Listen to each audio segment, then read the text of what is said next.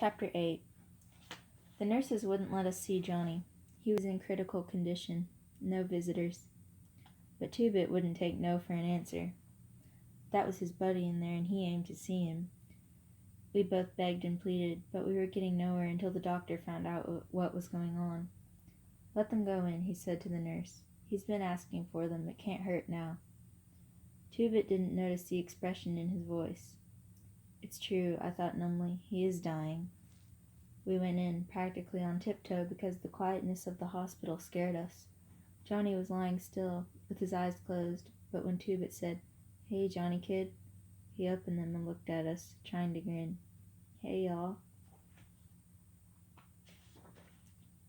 The nurse, who was pulling the shades open, smiled and said, "So he can talk after all."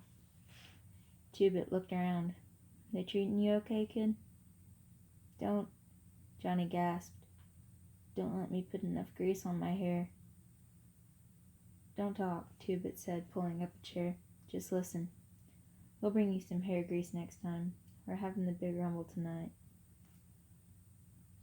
Johnny's huge black eyes widened a bit.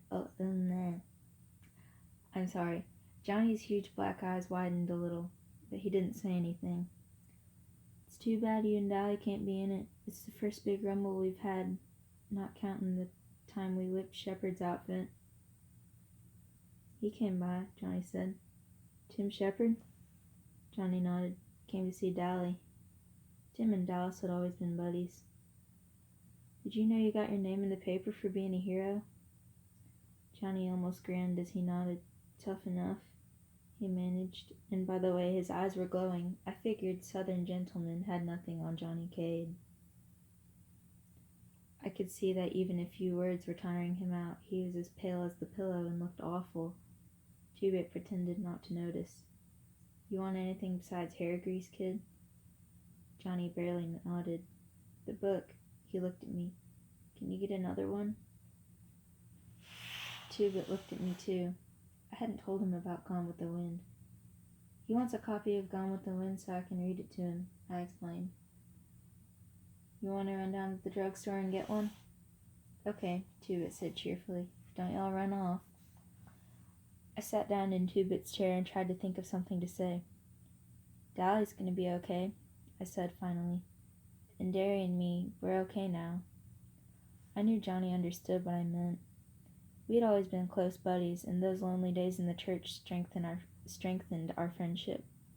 He tried to smile again, and then suddenly went white and closed his eyes tight. "Johnny?" I said, alarmed. "Are you okay?"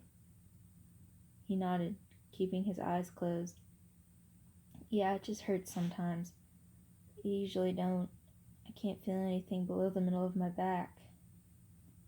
He lay breathing heavily for a moment. "I'm pretty bad off, ain't I, Pony?" "You'll be okay," I said with fake cheerfulness. "You gotta be. We couldn't get along without you." The truth of that last statement hit me. We couldn't get along without him.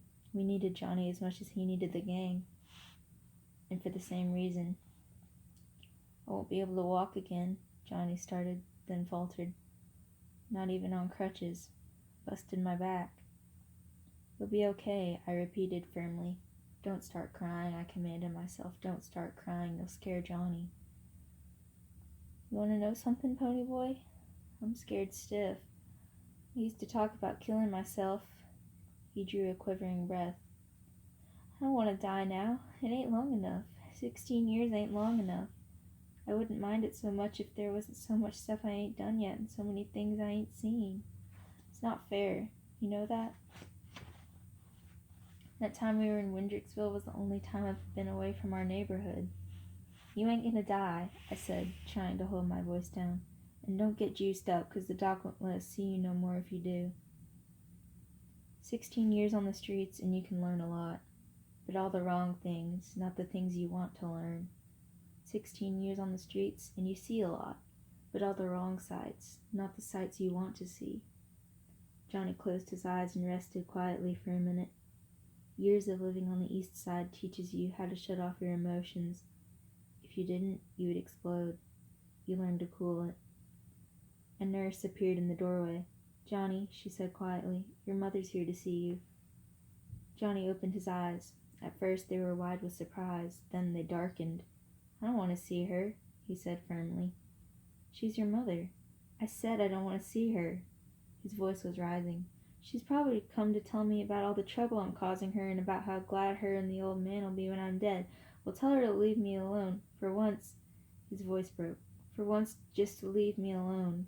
He was struggling to sit up, but he suddenly gasped and went wider than the pillowcase and passed out cold. The nurse hurried me out the door. I was afraid of something like this if he saw anyone. I ran into Tubit, who was coming in. "You can't see him now," the nurse said, so Tubit handed her the book. Make sure he can see it when he comes around."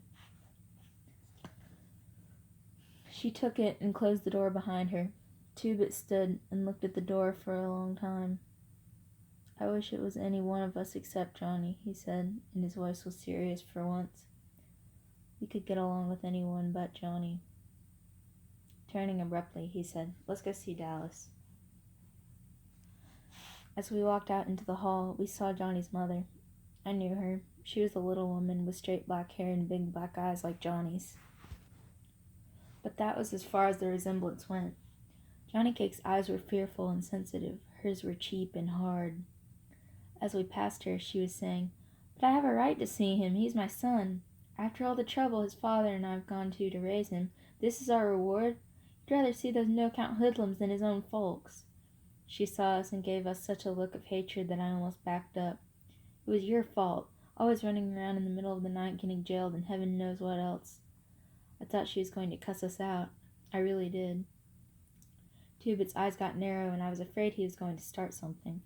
I don't like to hear women get sworn at, even if they deserve it. "No wonder he hates your guts," Tubit snapped. He was going to tell her off real good. But I shoved him along. I felt sick. No wonder Johnny didn't want to see her. No wonder he stayed overnight at Tubit's or at our house and slept in the vacant lot in good weather.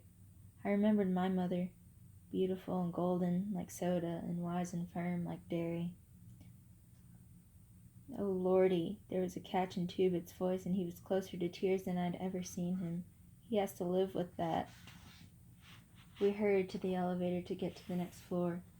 I hoped the nurse would have enough sense not to let Johnny's mother see him. It would kill him.